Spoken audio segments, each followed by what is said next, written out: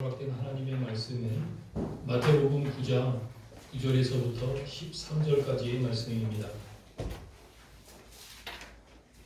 마태복음 9장 9절에서부터 13절까지의 말씀 찾아서 한 절씩 교독하고 마지막 절은 같이 읽도록 하겠습니다. 제가 먼저 읽겠습니다. 예수께서 그곳을 떠나 지나가시다가 마테라 하는 사람이 세관에 앉아있는 것을 보시고 이르시되 나를 따르라 하시니 일어나 따르니라. 예수께서 마태의 집에서 앉아 음식을 잡수실 때에 많은 세리와 죄인들이 와서 예수와 그의 제자들과 함께 앉았더니 바리새인들이 보고 그의 제자들에게 이르되 어찌하여 너희 선생은 세리와 죄인들과 함께 잡수시느냐. 예수께서 들으시고 이르시되 건강한 자에게는 의사가 쓸데없고 병든 자에게야 쓸데있느니라. 같이 읽겠습니다. 너희는 가서 내가 긍휼을 원하고 제사를 원하지 아니하노라 하신 뜻이 무엇인지 배우라. 나는 의인을 불러온 것이 아니요 죄인을 불러오노라 하시니라. 아멘. 오늘 본문 말씀은 우리가 너무나 잘 알고 있는 그런 내용입니다. 마태복음의 저자 사도 마태를 예수님께서 처음 부르시는 그런 장면입니다. 세관에 앉아 이를 보고 있는 마태에게 예수님께서 직접 찾아가셔서 제자로 부르시죠. 이 장면은 공간복음 모두에 기록되어 있습니다. 그런데 오늘 본문 말씀인 마태복음과는 달리 마가복음과 누가복음에는 마태가 아닌 다른 이름으로 기록되어 있습니다. 혹시 어떤 이름으로 기록되어 있는지 기억나시나요? 마가복음에는 레위라고 기록되어 있고요. 누가복음에는 보다 더 구체적으로 알페오의 아들 레위 이렇게 기록되어 있습니다. 하지만 모두가 동일한 한 사람, 예수님의 12제자 중 한 명이고요.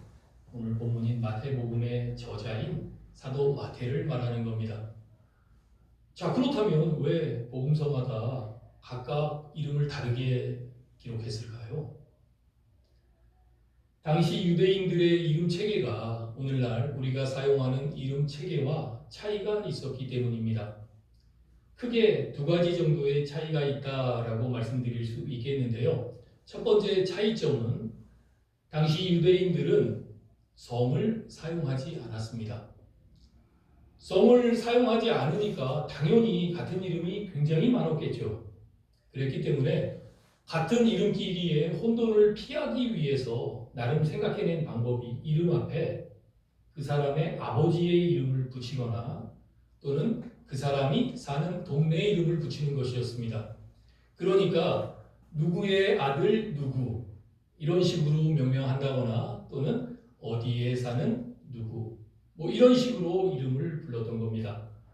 성경을 보면은 실제로 그렇게 사용되고 있는 이름이 곳곳에 기록되어 있다라는 것을 확인할 수 있습니다. 예를 들자면 먼저 그 이름 앞에 아버지의 이름이나 사는 동네의 이름을 붙인 경우입니다. 먼저 아버지의 이름을 붙인 이름 어떤 이름이 있을까요? 한번 생각해 보십시오. 바디메오. 예, 맞습니다. 바디메오도 그렇고 우리가 조금 전에 얘기했던 알페오의 아들 레위, 마태의 또 다른 이름인 레위라는 이름 앞에 아버지 알페오 이름을 붙여가지고 알페오의 아들 레위 이렇게 부르고 있는 겁니다. 또 생각해보면은 여러분 바요나 시몬이라는 이름 들어보셨죠? 어디에 기록되어 있는 거죠? 바요나 시몬? 마태복음 16장에 예수님께서 제자들과 함께 빌립보 가이사랴 지방에 이르렀을 때 제자들에게 질문하시죠. 세상 사람들이 나를 보고 누구라고 하느냐? 그러자 제자들이 대답합니다. 어떤 사람은 세례 요한이라고 하고요. 또 어떤 사람은 엘리야라고 하고 또 어떤 사람은 예레미야 혹은 선지자 중에 한 분일 거다라고 이야기합니다. 라고 하자 예수님이 또 질문합니다. 그렇다면 너희들은 나를 누구라고 생각하느냐? 이때 베드로가 유명한 신앙 고백, 주님을 향한 신앙 고백을 하죠. 주는 그리스도시요 살아계신 하나님의 아들이십니다. 예수님이 기분이 굉장히 좋으셨어요. 그때 이야기합니다. 바요나 시몬아, 내가 복이 많구나. 이 사실을 알게 하신 이는 내 육신이 아니라 네 혈육이 아니라 하늘에 계신 내 아버지다 라고 말씀하시는데, 바로 여기에 바요나 시몬이라는 이름이 등장합니다. 자, 그런데 바요나 시몬이라는 것은 정확하게 얘기하면은 바요나가 아니라 바르요나입니다. 여기서 바르라는 것은 아람어인데 누구의 아들 이런 뜻이죠. 그러니까 요나의 아들 시몬아 이렇게 부르셨던 겁니다.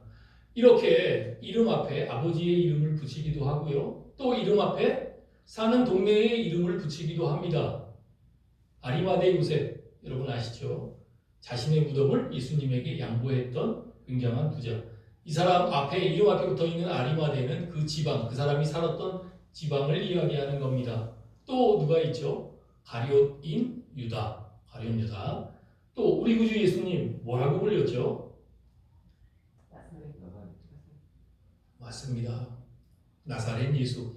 예수님은 비록 나사렛에서 태어나시지는 않았지만 나사렛에서 쭉 자라셨죠. 공생애를 시작하기 전까지 나사렛에서 사셨습니다. 그래서 예수라는 이름 앞에 나사렛이라는 그 동네 이름을 붙였던 거죠. 이처럼 유대인들의 이름에는 성이 없었고 대신 이름 앞에 아버지의 이름을 붙이거나 그 사람이 살았던 동네 이름을 붙여서 혼돈을 피했던 겁니다.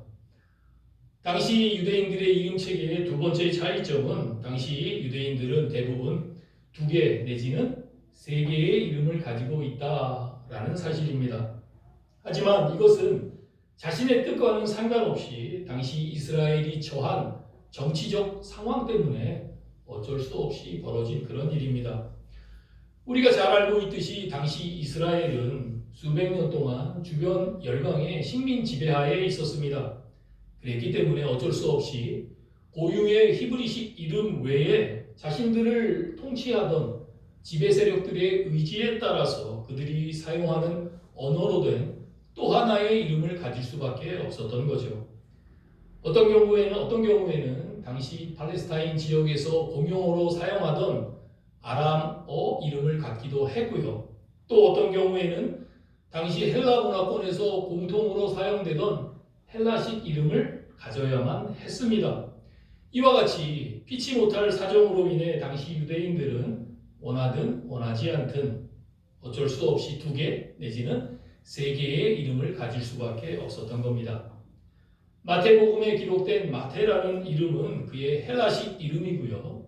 마가복음과 누가복음에 기록된 레위라는 이름은 그가 태어났을 때 부모님께서 직접 지어주신 히브리식 이름입니다.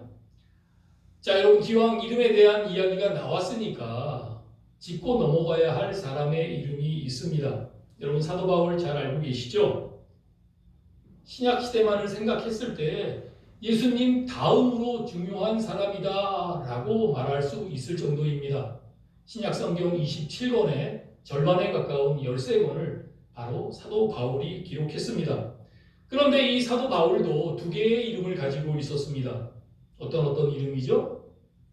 하나는 사울, 또 하나는 바울.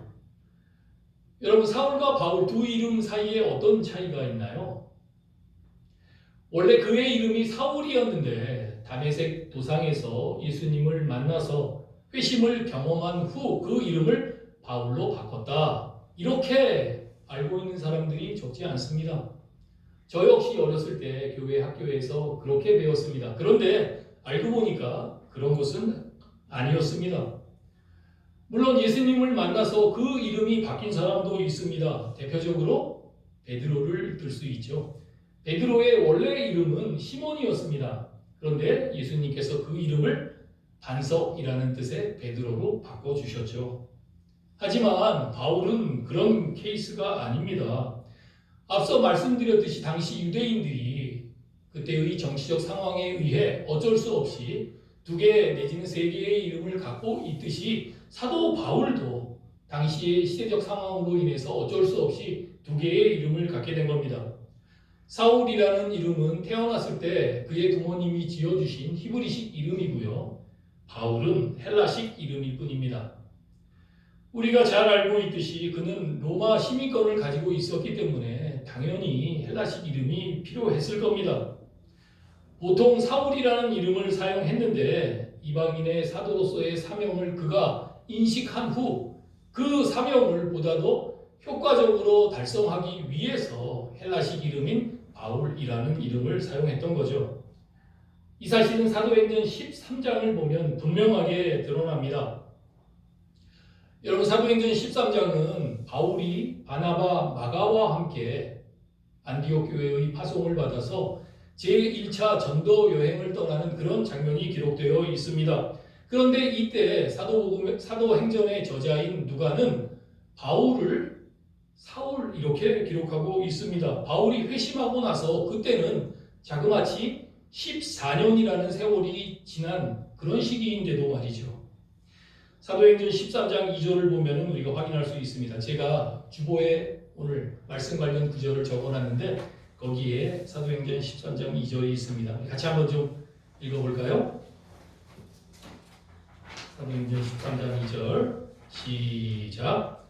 주를 섬겨 금식할 때에 성령이 이르시되 내가 불러시키는 일을 위하여 바나바와 사울을 따로 세우라 하시니 사울이라고 이렇게 기록되어 있습니다. 그 밑에 13장 7절에도 역시 바나바와 사울을 불러 하나님의 말씀을 듣고자 하더라. 이렇게 여전히 사울이라고 기록이 되어 있습니다. 그런데 이 사도행전 13장 이후부터 더 이상 사도행전에는 사울이라는 이름 대신 바울이라는 이름이 등장합니다. 그뿐 아니라 바울 역시 자신이 개척한 교회에 자신이 서신을 보낼 때마다 스스로 사울이라는 이름 대신 바울이라는 이름을 사용합니다. 이러한 사실에 근거해 볼 때 바울이라는 이름은 분명 회심과 관련해서 변화된 이름이 아니라 이방인 선교와 관련해서 사용하기 시작했다라는 것을 확인할 수 있죠. 어쨌든 당시 유대인들의 이름에는 이런 특징들이 있다는 사실 우리가 분명히 기억해서 향후 성경을 읽을 때나 묵상할 때 더 이상 유대인들의 이름 때문에 헷갈려하거나 또 어려워하는 일이 없기를 소망합니다.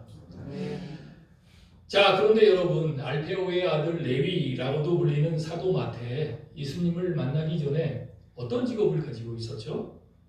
이 직업이 뭐였습니까? 네, 세리였습니다. 세금을 걷어들이는 사람이었죠. 그런데 당시 세리들은 대부분 정해진 세금 그 이상을 불법적으로 걷어들여서 자신의 부를 축적하고 있었습니다. 당연히 많은 사람들의 지탄을 받을 수밖에 없었겠죠. 로마의 앞잡이 노릇하는 것만으로도 용서받을 수 없는 커다란 잘못인데 정해진 세금 이상을 걷어들여 자신의 배를 불리고 있으니 어찌 지탄받지 않을 수 있겠습니까? 그런데 마태도 다른 세리들과 똑같이 과다한 세금을 걷어서 일부는 자신이 착복하고 또 일부만 로마로 보내는, 그래서 스스로는 굉장히 부유한 그런 생활을 하고 있었습니다. 당연히 다른 세리들과 마찬가지로 나라와 민족을 배반한 매국노라고 끊임없이 손가락질 받았을 겁니다. 그뿐인가요? 업무 성격상 피치 못하게 언제나 이방인들과 함께 해야만 했습니다. 그랬기 때문에 종교적으로도 부정한 자, 죄인 취급을 받을 수밖에 없었습니다. 당연히 회당에서의 정상적인 종교생활 기대할 수 없었겠죠. 그야말로 종교적으로나 사회적으로나 철저하게 버림받고 외면당하는 왕따와도 같은 그런 신세였을 겁니다. 그런데 그런 그에게 예수님께서 찾아오셨던 겁니다. 그날도 여느 날과 다름없이 세간에 앉아서 이를 보고 있었습니다. 그런데 그 자리에 예수님께서 직접 찾아오셨습니다. 그리고 말씀하셨죠. 나를 따르라. 사실 마태는 세리라는 자신의 직업으로 인해 굉장히 많은 갈등과 번민을 겪고 있었습니다. 그가 어떻게 해서 세리라는 직업을 갖게 되었는지 우리는 알 수 없습니다. 하지만 분명한 것은 마태도 스스로 자신의 직업에 대해서 절대 만족하고 있지 않았던 것 같습니다. 오히려 늘 불안해하고 또 초조해했던 것 같습니다.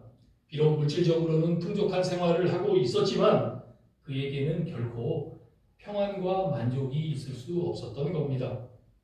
어떻게 알 수 있습니까? 그가 예수님의 부르심에 조금의 망설임이나 머뭇거림 없이 즉시 따랐다는 사실을 보면 우리가 짐작할 수 있습니다. 생각해 보십시오. 만약 그가 자신이 가지고 있는 직업이나 상황에 대해서 조금이라도 만족하고 있었다면 예수님의 부르심에 그렇게 빨리 응답하지는 못했을 겁니다. 최소한 잠깐이라도 머뭇거렸을 거라는 말이죠. 그러나 마태는 그러지 않았습니다. 오늘 본문의 기록에 의하면 마태는 예수님의 부르심에 마치 기다렸다는 듯이 조금의 망설임도 없이 예수님을 따랐다는 것 확인할 수 있습니다. 우리 오늘 본문 9절 말씀 다시 한번 좀 읽어볼까요? 9절 말씀 시작. 예수께서 그곳을 떠나 지나가시다가 마태라 하는 사람이 세상에 앉아 있는 것을 보시고 이르시되 나를 따르라 하시니 일어나 나를 따르니라. 아멘. 여러분, 마태는 세리라는 직업으로 인해서 굉장히 부유하고 풍족한 생활을 하고 있었을 겁니다.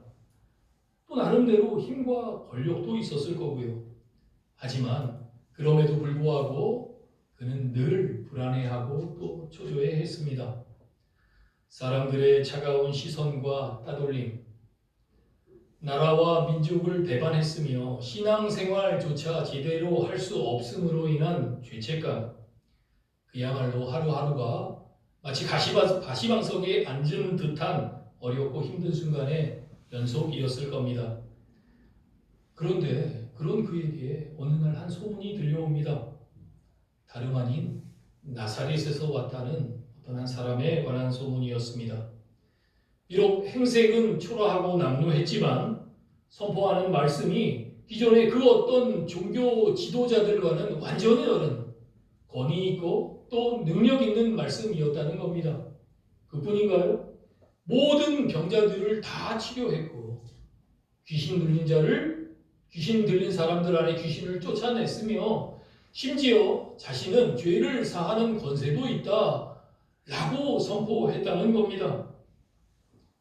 아니, 어쩌면 마태도 그 기적의 현장에 직접 참가해서 자신의 두 눈과 귀로 똑똑히 보고 들었을 수도 있습니다. 어쨌거나 분명한 것은 마태도 예수님에 대해서 잘 알고 있었다는 사실이죠. 그리고 다른 사람들과 마찬가지로 어쩌면 저 예수라는 사람, 구약에서 그렇게 많이 이야기했던 그 예언 속에 등장하는 메시아가 아닐까? 라는 막연한 생각을 마음 한구석에 갖고 있었을 수도 있습니다. 그런데 그 예수님께서 지금 자기가 일하는 세간으로 직접 찾아오셔서 나를 따르라 말씀하셨던 겁니다.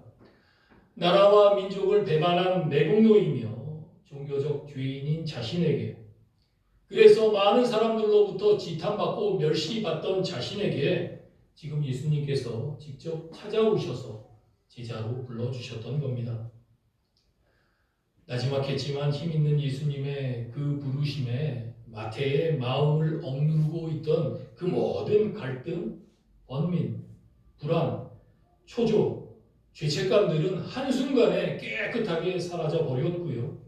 대신 출처를 알 수 없는 기쁨, 감사, 행복, 평안이 그의 마음속 깊은 곳으로부터 솟구쳐 올라서 온몸에 충만해졌습니다.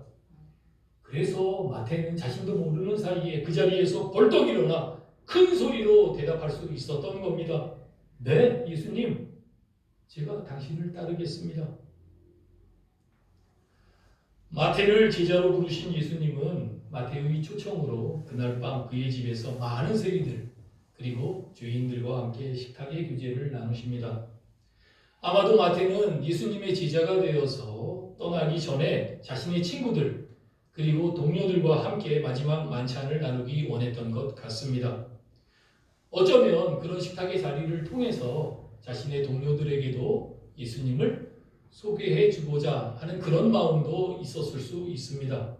그런데 여기서 문제가 발생하죠. 어떤 문제입니까? 여러분, 당시 유대인들에게 있어 식탁 교제의 자리는 절대 아무하고나 나눌 수 없는 굉장히 특별하고 소중한 그런 자리였습니다.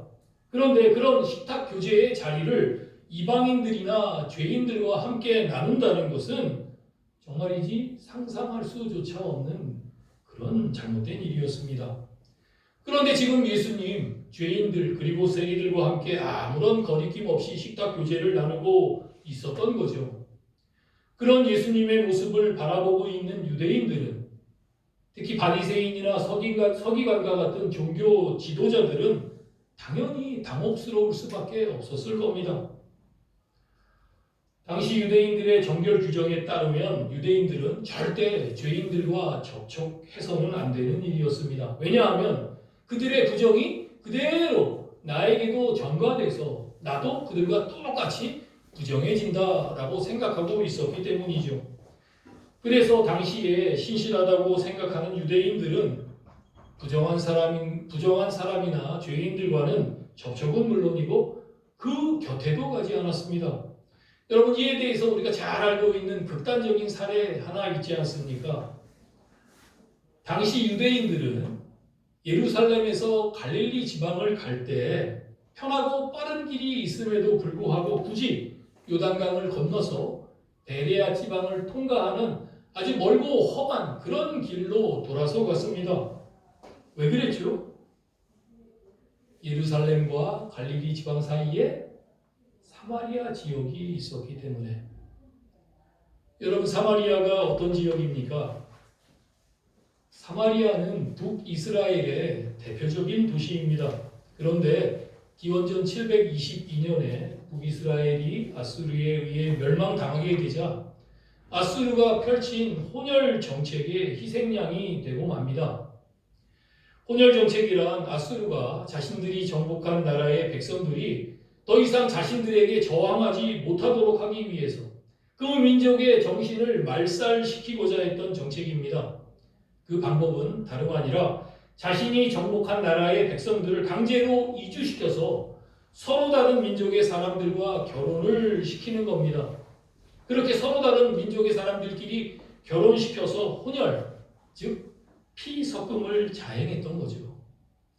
어쨌든 이 정책이 나름대로 성공해서 아수르는 당시 고대 근동지방의 거대 제국으로 성장하게 됩니다. 그리고 사마리아는 바로 이 혼혈 정책에 의해 희생된 대표적인 도시였던 거죠. 그랬기 때문에 사마리아인들은 같은 이스라엘인, 같은 유대인임에도 불구하고 이방 민족의 피가 섞일 수밖에 없었고, 또 그랬기 때문에 당시 유대인들은 사마리아 사람들을 이방인보다도 훨씬 더 부정한 그런 사람 취급을 했던 겁니다. 그랬기 때문에 대부분의 유대인들은 이 사마리아 사람들과의 접촉을 피하기 위해서 일부러 훨씬 더 많은 시간과 노력과 돈이 소요됨에도 불구하고 멀리 요단강을 건너서 베레아 지방을 통해 가는 그런 멀고 험한 길을 선택했다는 말입니다. 그 정도로 유대인들은 철저하게 이방인과 죄인들을 배척하며 살아갔습니다. 그랬기 때문에 예수님과 제자들이 그런 그들과 식탁교제를 나누는 그 장면을 그들은 절대 용납할 수 없었던 겁니다. 결국 그들은 예수님의 제자들에게 문제를 제기하죠. 아니, 도대체 어찌하여 너희 선생은 죄인들과 함께 아무 거리낌 없이 이렇게 식탁교제를 나누고 있는 거냐? 그들의 불만 가득한 소리를 들은 예수님, 그들에게 뭐라고 말씀하시죠? 오늘 본문 9장 12절에서부터 13절까지의 말씀 우리 같이 한 번 더 읽도록 하겠습니다.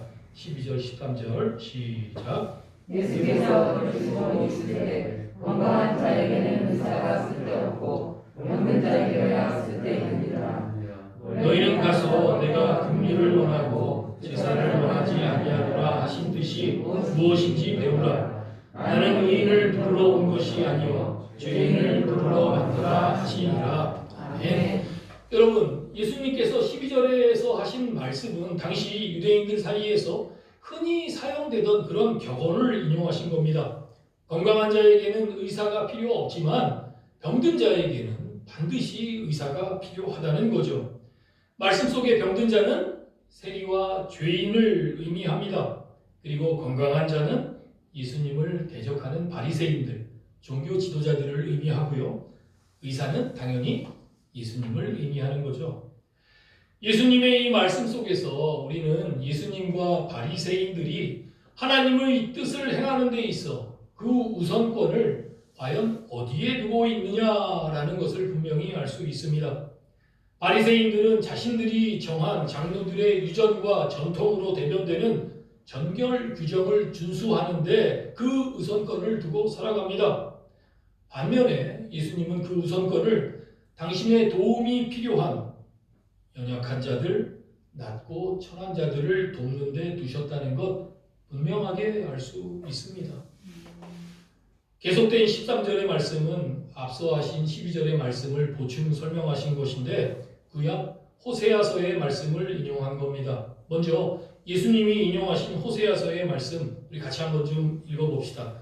역시 주보에 나와 있는데 호세아서 6장 6절의 말씀 우리 같이 한번 읽죠. 시작. 나는 인애를 원하고 제사를 원치 아니하며 언제보다 하나님 하는 것을 원하노라. 아멘. 여러분, 하나님은 사랑, 자비, 긍휼에 풍성하신 분입니다. 그 하나님께서 이스라엘 백성들에게 율법을 통해서 각종 제사의 규정을 정하시고 그 절차를 따라 제사를 지내도록 하신 이유, 여러분 과연 뭐라고 생각하십니까? 왜 그런 절차와 규정을 하나님께서 굳이 만드셨죠? 그 모든 것이 다 그들을 향한 사랑 때문이었습니다. 하나님 앞에 범죄함으로 인해 영원히 죽을 수밖에 없었던 이스라엘 백성들, 그럼에도 불구하고 하나님은 그런 그들을 여전히 사랑하셨기 때문에 어떻게 해서든 그런 그들을 구원하시고자 그와 같은 규정과 절차를 만드셨던 겁니다. 안타까운 것은 어리석은 백성들은 그런 하나님의 마음을 조금도 이해하지 못했다는 사실입니다. 여러분, 견월망기라는 고사성어 들어보신 적 있으시죠? 견월망기 무슨 뜻인가요? 손가락으로 달을 가리키고 있는데 가리키는 달을 보지 않고 손가락만을 보고 있다라는 그런 의미입니다. 이스라엘 백성들이 바로 그런 어리석음을 범했다는 겁니다. 각종 규정과 절차를 정하신 하나님의 그 마음, 그 뜻이 무엇인지 제대로 알지 못하고 그저 그 규정, 절차 그 자체에만 집착했고요. 제의적 형식에만 얽매였다는 겁니다. 그저 그렇게 겉으로 드러나는 겉모습에만 치중했다는 거죠. 그래서 결국 하나님께서 진정 원하셨던 사랑, 자비, 긍휼과 같은 정말 중요한 것들을 간과하는 어리석음을 범하고 말았다는 겁니다. 그랬기 때문에 하나님은 호세아 선지자를 통해 그런 그들의 어리석음을 분명하게 지적하셨던 겁니다. 내가 바라는 것은 변함없는 사랑이지 제사가 아니다.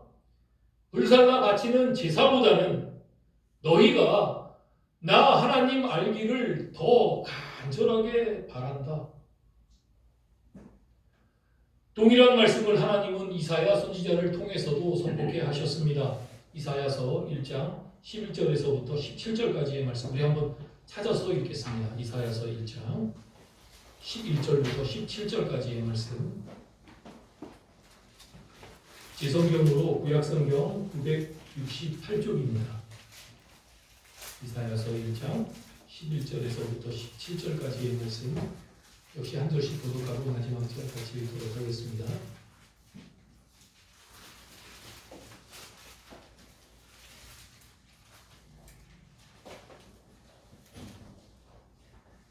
제가 먼저 읽겠습니다. 여호와께서 말씀하시되 너희의 무수한 재물이 내게 무엇이 유익하뇨? 나는 수장의 번제와 살찐 짐승의 기름에 배불렀고 나는 수송아지나 어린 양이나 염소의 피를 기뻐하지 아니하노라.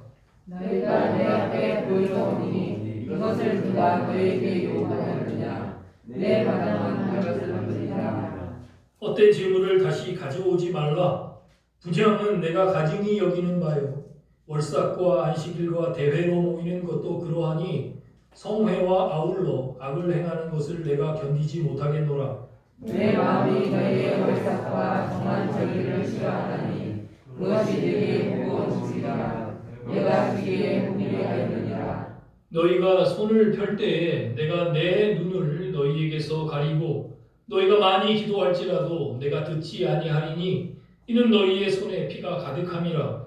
너희는 스스로 씻으며 스스로 깨끗하게 하여 내 목전에서 너희의 악한 행실을 버리고 평안을 붙이고. 같이 읽겠습니다. 선행을 배우며 정의를 구하며 학대받는 자를 도와주며 고아를 위하여 신원하며 과부를 위하여 변호하라 하셨느니라. 아멘. 하나님은 여러분 하나님의 말씀을 순종치 않고 여전히 악한 삶을 살면서 형식적이고 제의적인 모습에만 치중하는 이스라엘 백성들을 이 말씀을 통해서 강하게 책망하셨습니다. 하나님은 그런 형식적인 모습의 이스라엘을 가증히 여기시기까지 했고요. 그런 이스라엘을 향해 이제 스스로 당신의 눈을 가리시고 더 이상 그들의 기도를 듣지 않겠다라는 무서운 경고의 말씀을 하셨던 겁니다. 자, 이제 다시 오늘 본문으로 돌아와서 한번 생각해 봅시다. 여러분, 예수님께서 바리새인들에게 호세아서의 말씀을 인용하셨던 이유 뭔가요? 바리새인들도 호세아 선지자 때의 이스라엘 백성들과 조금도 다를 바 없다라는 겁니다. 모두가 다 하나같이 제의적이고 형식적인 규정의 정신을 빼앗겨 그 속에 담겨있는 진정 하나님이 원하시고 기뻐하시는 것들을 다 놓쳐버리고 있다라는 말입니다. 여러분, 사람들로부터 버림받은 세리와 죄인들, 그들에게는 깊은 아픔과 상처가 있었습니다. 그런 그들의 그 아픔을, 그 상처를 사랑으로 품고 위로하고 교제하는 것, 그것이야말로 진정 하나님께서 기뻐하시고 원하시는 것이었습니다. 사랑이 필요한 자들을 찾아가서 사랑을 나누고 위로의 굶주린 자들을 찾아가 위로하고 낙심하고 상처받은 자들을 찾아가 격려하고 용기를 북돋아주는 것, 그것이야말로 진정 하나님께서 기뻐하시고 원하시는 것이라는 말입니다. 여러분, 성경에 기록된 모든 율법의 조항들을 헤아려 보면 총 613개에 달하는 조항이 된다고 합니다. 그런데 그 조항들을 1차로 압축하고 또 압축하면 10개의 계명만이 남습니다. 이 10개의 계명 뭐죠? 네, 하나님께서 모세를 통해서 이스라엘 백성들에게 내려주신 10계명입니다. 그런데 이 10계명의 말씀을 한 번 더 압축하고 또 압축하면 단어 하나만 툭 튀어나옵니다. 그 단어 뭐죠? 바로 사랑. 그렇기 때문에 여러분, 예수님도 제자들과의 마지막 만찬의 자리에서 이렇게 말씀하시지 않았습니까? 새 계명을 너희에게 주노니 서로 사랑하라. 내가 너희를 사랑한 것 같이 너희도 서로 사랑하라. 너희가 서로 사랑하면 이로써 모든 사람이 너희가 내 제자인 줄 알리라. 아멘. 사랑의 사도 요한 또한 이렇게 이야기합니다. 그의 계명은 이것이니 곧 그 아들 예수 그리스도의 이름을 믿고 그가 우리에게 주신 계명대로 서로 사랑할 것이니라. 아멘. 여러분, 사랑보다 앞서는 계명 없습니다. 믿으십니까? 아멘. 이렇게 하나님이 정하신 계명조차 사랑보다 앞설 수 없는데 우리 인간들이 정한 규칙, 절차, 윤리, 도덕, 과연 그 어떤 것이 이 사랑을 앞설 수 있겠습니까? 무엇보다 먼저 사랑하시기 바랍니다. 아멘. 그 마음으로 자비를 그리고 긍휼을 베푸실 수 있기 바랍니다. 아멘. 무엇보다 서로가 서로를 불쌍히 여기십시오. 여러분, 이 땅의 모든 사람들에게는 사랑이 필요합니다. 목사인 저에게도 여러분의 사랑이 필요하죠. 여러분의 자비가, 긍휼이, 무엇보다 불쌍히 여김이 필요합니다. 여러분, 양옆에 계신 분 한번 좀 쳐다보시기 바랍니다. 네, 지금 여러분의 옆에 앉아 계신 그분에게도 당연히 사랑이 필요합니다. 여러분의 자비가, 그리고 긍휼이, 무엇보다 불쌍히 여김이 꼭 필요합니다. 이렇게 우리가 서로를 사랑으로 섬기고 불쌍히 여기며 긍휼을 베풀 때 하나님은 우리 모두를 당신의 크고 놀라운 계획에 가장 아름답게 사용해 주실 겁니다. 더불어 하나님의 그 크고 놀라운 역사에 참여함으로 인한 기쁨과 감사로 우리의 삶을 더욱더 풍성하고 윤택하게 채워주실 겁니다. 그 기쁨과 감격을 삶 가운데 넘치도록 풍성하게 누리며 살아가는 우리 서울 평강교회 공동체 모두의 복된 삶 될 수 있기를 이 시간 예수 그리스도의 이름으로 간절히 축원합니다. 기도하겠습니다. 하나님, 이 세상 규칙, 절차, 도덕, 윤리에 얽매여 사랑을 외면하는 어린석은 자 되지 않도록 인도해 주시옵소서. 하나님의 그 마음을 품고 서로가 서로를 더 깊이 사랑하고 불쌍히 여기며 긍휼을 베풀므로 마지막 날 잘했다 칭찬받는 우리 모두의 복된 삶 될 수 있도록 주께서 큰 은혜 허락해 주시옵소서. 감사합니다. 모든 것 예수님 이름으로 기도드립니다.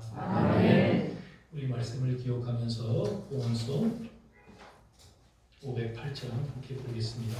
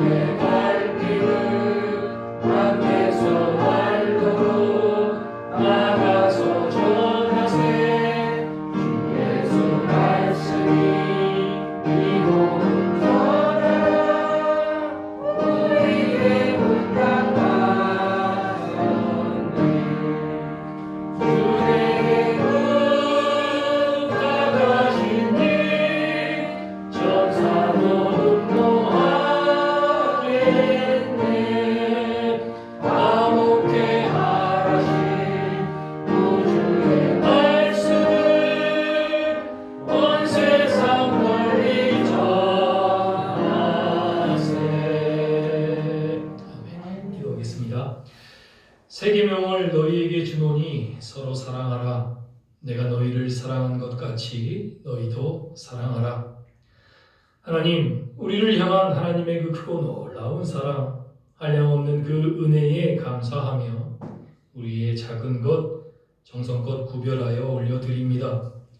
드림이 늘 기쁨이 되는 복된 삶 되게 하시고 이 모든 재물, 하늘 영광을 위해 선하고 아름답게 사용될 수 있도록 인도해 주옵소서. 아멘. 감사합니다. 모든 것 예수님 이름으로 기도합니다. 아멘. 감사합니다. 그리고 먼저 양옆에 있는 사람에게 이렇게 좀 인사합시다. 사랑하고 축복합니다. 사랑하고 축복합니다.